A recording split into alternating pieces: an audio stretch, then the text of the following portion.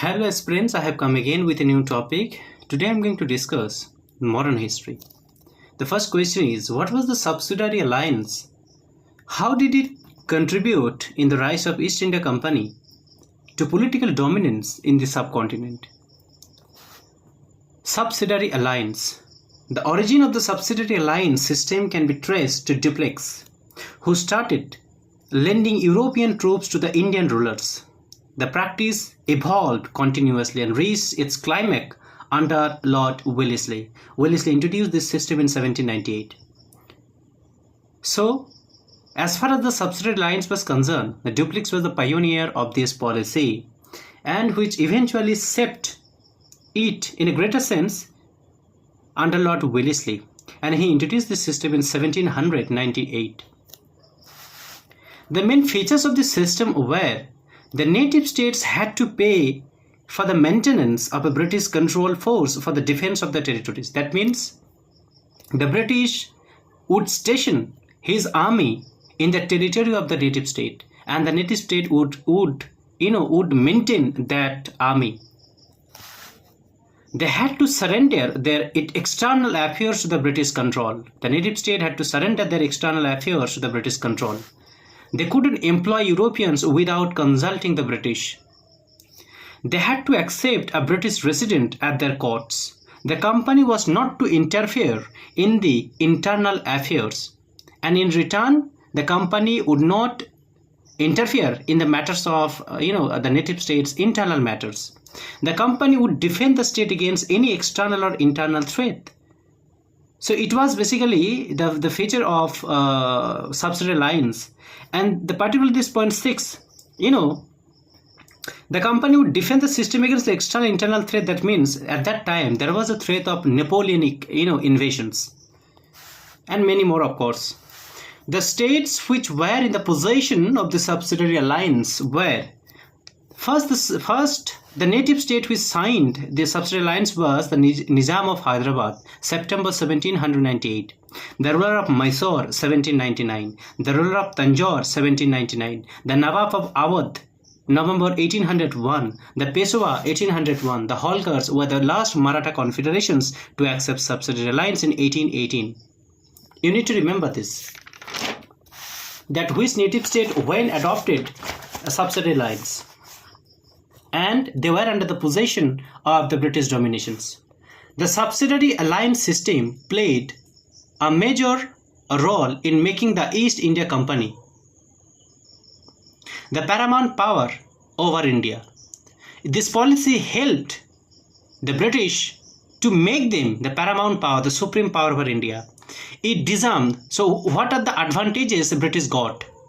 It disarmed the native state and made them powerless to stand against the East India Company. You can see, listen, if army is taken out of this native state, the native state is now powerless. So that's how British disarmed native state, through taking away the armies from them, so that they couldn't stand before East India Company. The native states lost their sovereignty, and the British emerged the chief arbitrator in the case of the interstate disputes. And more important thing, that surrendering the army for a ruler, similar to losing sovereignty, because somehow they lose their control, their supremacy. Okay, and British emerged. British became the chief arbitrator as far as the interstate disputes are concerned. Even if the two states had entered into conflict, the British was there to solve. So that's how British became the master.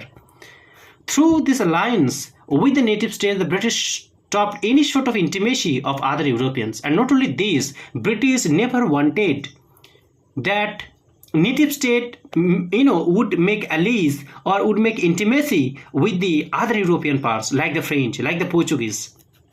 But after all, they wanted the enormous wealth from the states, so they couldn't allow the other Europeans to get involved with the native states and get advantages from them.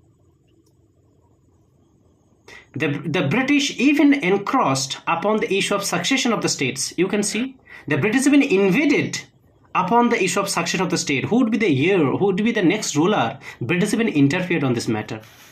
Lastly, in case of non-payment of dues for the maintenance of British auxiliary force, part of Indian states were annexed and as compensations. For example, Berar was annexed from Nizam in 1853.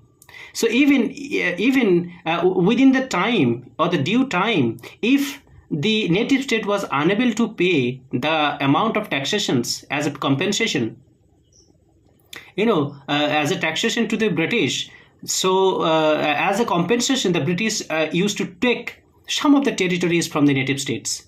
And that's how Berar was taken away in 1853 from the Nizam by the British dominations. You can see East India Company. Thus, the Subsidiary Alliance deepened the roots of British Empire in India. That's how they made their roots strong in India, securing useful allies for them as well as a rich source of revenue, ultimately enabling the British to emerge as a paramount or foremost power power over India.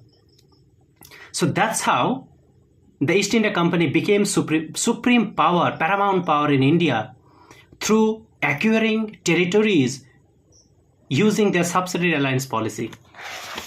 And you can see in this map, please ignore my maps, I'm not good at painting. So you can see this is Gakwar, Awadh, Sindh and states under the subsidiary alliance.